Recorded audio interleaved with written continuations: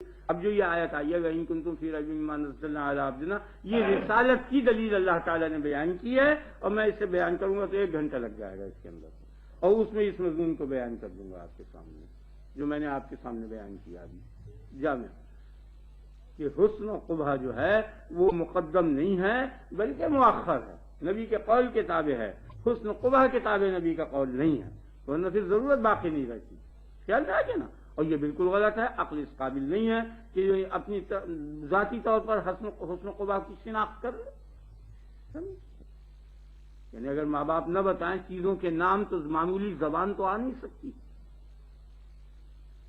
چنانچہ جب بہرا ہو جاتا ہے بچہ اور بہرا پیدا ہوتا ہے تو اس کی نطق رک جاتی رہتی ہے، گونگا ہو جاتا ہے، سنتا ہی نہیں ہو، ماں باپ کے الفاظ نہیں سنتا ہے اس لیے گونگا ہو جاتا ہے۔ پہلے بہرا ہوتا ہے نا، جب پیدائش سے بہرا پیدا ہوا تو اب ماں باپ نے اس کو کہا یہ پانی ہے یہ روٹی ہے، وہ سنتا ہی نہیں، اس لیے اسے وہ لفظ یاد نہیں ہوتے، گونگا ہو جاتا، اشارے سے سمجھتا، خیال میں آ گیا نا۔ تو روزمرہ کے الفاظ و معنی جو ہیں اور ضروری چیزیں بہت سامنے والی وہ بغیر بتائے نہیں آ سکتی، تو مرنے کے بعد کے حالات اور پیدا ہونے سے پہلے کے حالات اور مقصد زندگی یہ کیوں کر انسان کے تصور میں بغیر بتائے آ سکتا ہے؟ خیال میں آ گیا؟ بتائے گا تو وہی جس کے سامنے ہو، سمجھ آ گیا نا۔ اور انسان کے سامنے بات کا حال نہیں، پہلا حال نہیں، اس لیے اسے پتہ ہی نہیں چل سکتا، خیال میں آ گیا نا۔ اور جب پتہ نہیں چلے گا تو حاصل کیا کرے گا کیا، تباہ ہو جائے گا، خیال میں آ گیا نا۔ تو نظام بگڑ جائے گا، اس کا وجود جو ہے تباہ ہو جائے گا، عبث ہو جائے گا۔ لہذا کوئی بتانے والا ہونا چاہیے۔ بتانے والا کون ہو کہ جس کے سامنے پہلا اور پچھلا یعنی ماضی اور مستقبل دونوں زمانے سامنے ہوں، دونوں حالات سامنے ہوں، سمجھ گئے نا۔ وہ دونوں زمانے کسی کے بھی سامنے نہیں ہے سوائے ان کے خالق کے، ان دونوں زمانوں کا جو خالق ہے اس کے سامنے ماضی و مستقبل کے حالات ہیں، اس لیے سوائے خدا کے کسی کو علم نہیں۔ اب سمجھ گئے نا۔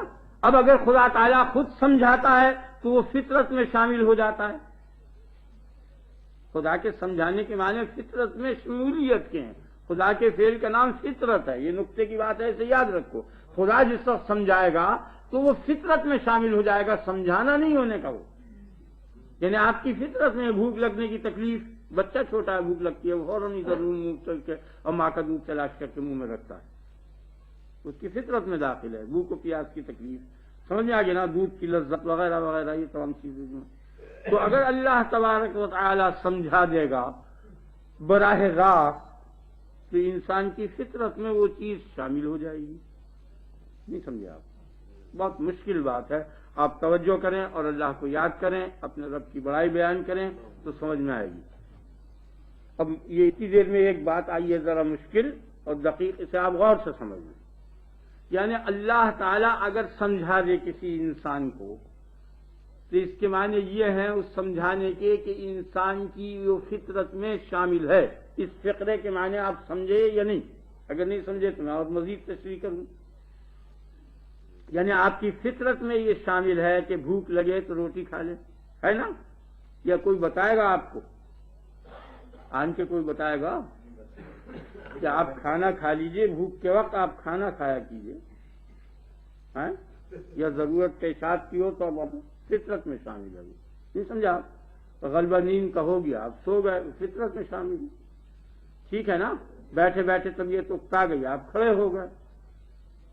تو یہ سب چیزیں اللہ تبارک و تعالی نے فطری طور پر آپ کو سمجھائی ہیں۔ اللہ کے سمجھانے کے معنی یہ ہے کہ یہ آپ کی فطرت میں شامل ہے، وجود ہے یہ آپ کا، یعنی یہ لازم ہے آپ کو، اس سے بچ نہیں سکتے، جاگنے سے اور سونے سے اور کھانے سے اور پینے سے، سمجھ میں آ گیا نا، کپڑا پہننے سے وغیرہ وغیرہ، یہ ضروریات زندگی جو ہیں، کھانا پینا سونا اٹھنا بیٹھنا اور جتنی بھی چیزیں ہیں دیکھنا، خیال میں آ گیا نا۔ تو جو چیز آپ کے سامنے ہو کہ یہ کیا ہے دیکھیے، اب یہ سمجھانے کی ضرورت ہے کہ یہ ڈھکنی ہے چونے کے اوپر کے رکھنے کی، تو آنکھ کی فطرت میں شامل ہے، وہ جو چیز سامنے آئے گی وہ دیکھے گی، نہیں سمجھا؟ وہ دیکھ لیا، بے دکھائے دیکھ لیا، نہیں سمجھا؟ بے سمجھائے آپ سمجھ گئے۔ اب اگر خدا آپ کو یہ تمام علوم جو مستقبل کے ہیں اور ماضی کے ہیں یہ بھی سمجھا دے تو جس طرح آپ حاضر چیزوں کو دیکھ رہے ہیں اسی طرح آپ ان چیزوں کو دیکھنے لگیں گے، اور جس طرح ان کے سمجھنے پر اور دیکھنے پر مجبور ہیں اسی طرح ان کے سمجھنے اور دیکھنے پر مجبور ہو جائیں گے، نہیں سمجھا آپ؟ ذہن میں بیٹھ گیا نا، وہ فعل جبری ہو جائے گا کہ جیسے بھوک کے وقت کھانا، پیاس کے وقت پانی پینا ہے، جبری ہوتے ہی یہ جو اختیار ہے کہ کسی فعل کو آپ کریں چاہے نہ کریں، یہ بات ختم ہو جائے گی ہے، یہ اختیار ختم ہوتے ہی آپ ایسے ہو جائیں گے جیسے تمام حیوانات اور جانور، کچھ بھی فرق نہیں ہوگا۔ وَلَوْ شَاءَ اللَّهُ لَجَعَلَكُمْ أُمَّةً وَاحِدَةً، اگر اللہ تبارک و تعالی چاہتا تو تم سب کو ایک ہی گروہ بنا دیتا۔ وہ ایک گروہ بننے کے کیا معنی تھے کہ تم سب کے سب ایک چیز پر مجبور ہو جاتے کہ خدا وحدہ لا شریک ہے مثلا، یا نبی برحق ہے، یہی معنی ہوئے نا۔ مومن کافر نہ رہتا، مومن ہی مومن رہ جاتا، ٹھیک ہے نا، یا نہیں؟ تو کفر پر سے جو قدرت تھی وہ زائل ہو جاتی ہے، اور جو قدرت کفر کی ہے وہی بعینہ ہی قدرت ایمان کی ہے، یعنی جو دھار کے آپ کی انگلی کاٹ ڈالے گی وہی دھار بعینہ ہی ترکاری بنانے کی ہے۔ اگر انگلی کاٹنے کی بنا پر دھار کو توڑ دیا جائے تو ہمیشہ ہمیشہ گوشت اور ترکاری بنانے سے آپ محروم ہو گئے، وہ کام نقطہ، یعنی وہ قدرت علی الشر جو ہے وہی قدرت علی الخیر ہے، اور اس کے ظاہر ہوتے ہی جبری جبر ہو گیا اور انسانیت سے خارج ہو گیا، یعنی تو ما قدر اللہ حق قدرہ اذ قالوا ما انزل اللہ علی بشر من شیء، نہیں سمجھا؟ اللہ کی جیسی قدر کرنی چاہیے ان کو، ایسی انہوں نے قدر نہیں کی، کیوں یہ کہنے لگے کہ اللہ نے کسی بشر پر کچھ نہیں اتارا؟ اگر بشر نہ آئے سمجھانے کے لیے نہیں آیا آپ کے پاس، تو بشری کا تو قول ہے کہ آپ مانیں یا نہ مانیں، خدا کا قول اس قابل نہیں ہے، وہ تو ماننا ہی پڑے گا، ماننا بھی ضروری پڑے گا، اس لیے رسول کا آنا ضروری ہے، وہی پچھلے حالات آن کے بتائے گا، اور اگلے نہیں سمجھا، خدا براہ راست نہیں بتانے کا، اور یہی ہم کو ثابت کر رہا ہوں۔ آپ کی سمجھ میں آ گیا نا؟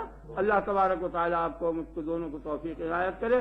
آج میری طبیعت 2 ہفتے سے خراب اور کمزور ہے، اس لیے اب میں اس مضمون کو یہیں مختصر کر دیتا ہوں، اور اگلے اتوار کو انشاءاللہ یہ رسالت کا مضمون شروع ہو جائے گا، اور آپ ٹھیک ٹائم پر آئیں، آگے پیچھے نہ آئیں، تاکہ مضمون میں انتظار نہ کرنا پڑے کہ کچھ حضرات تشریف نہیں لائے، اگر وہ آتے تو وہ بھی سنتے، اس لیے اب آپ اپنے رب کی زیادہ سے زیادہ بڑائی بیان کر لیں۔